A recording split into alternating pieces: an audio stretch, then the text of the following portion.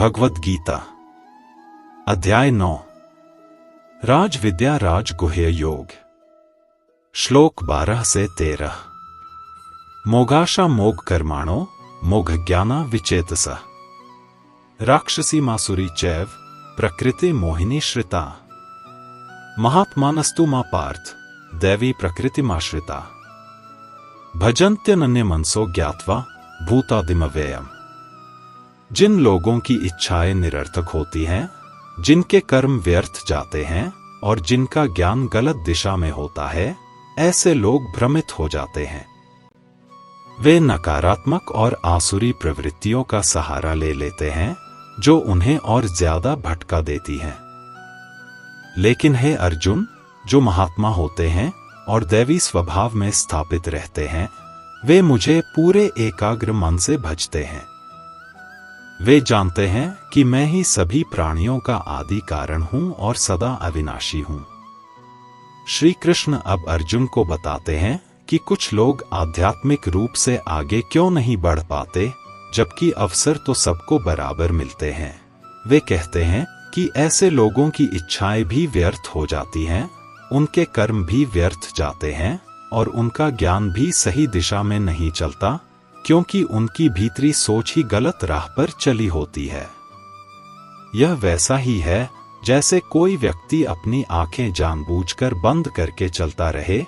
रोशनी मौजूद है, रास्ता भी साफ है, लेकिन वह दीवारों से टकराता रहता है और यह रोशनी की कमी नहीं बल्कि उसके आंखें न खोलने का परिणाम है। श्री कृष्ण बताते हैं कि ऐसे लोग आसुरी प्रवृत्तियों, अहंकार, क्रोध, ईर्ष्या, स्वार्थ, कठोरता के असर में आ जाते हैं, जो मन को धुंधला कर देती हैं।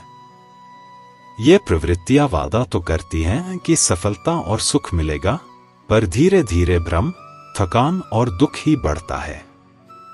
ऐसे लोग इच्छाएं तो बहुत करते हैं, पर कभी तृप्त नहीं होते।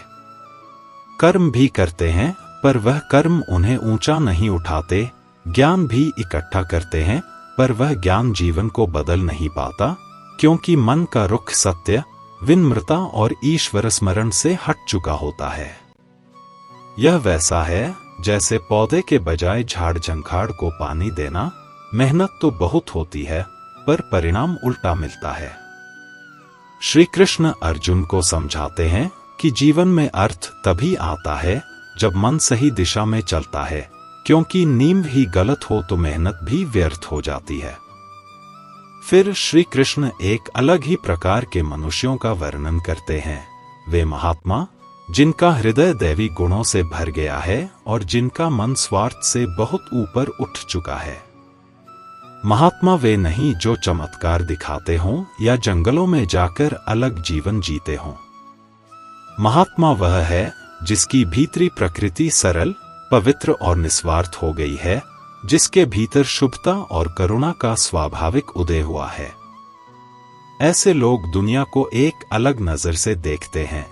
वे महसूस करते हैं कि जो कुछ भी है, हर जीवन, हर सांस, हर ऊर्जा, सब श्री कृष्ण से ही निकला है। और इस गहरी समझ के कारण उनका मन अपने आप श्री कृष्ण की ओर खिंचता है, जैसे नदी स्वाभाविक रूप से समुद्र की ओर जाती है। उनकी भक्ति न लालच से है, न डर से, न किसी फल की आस से। वह सहज है, शांत है और प्रेम से भरी है, क्योंकि वे जीवन के हर रूप में ईश्वर की उपस्थिति महसूस करने लगते हैं। उनका मन एकाग्र और स्थिर हो जाता है, न भटका हुआ, न बेचैन, क्योंकि उन्हें जीवन का मूल आधार दिखाई दे जाता है। श्री कृष्ण ही इस सृष्टि के आरंभ, सहारा और अविनाशी तत्व हैं। जब किसी को यह सत्य भीतर से समझ आ जाता है, तो उसका हृदय अपने आप प्रेम, कृतज्ञता और समर्पण में पिघल जाता है। ऐसे ही लोगों को श्री कृष्ण महात्मा कहते हैं।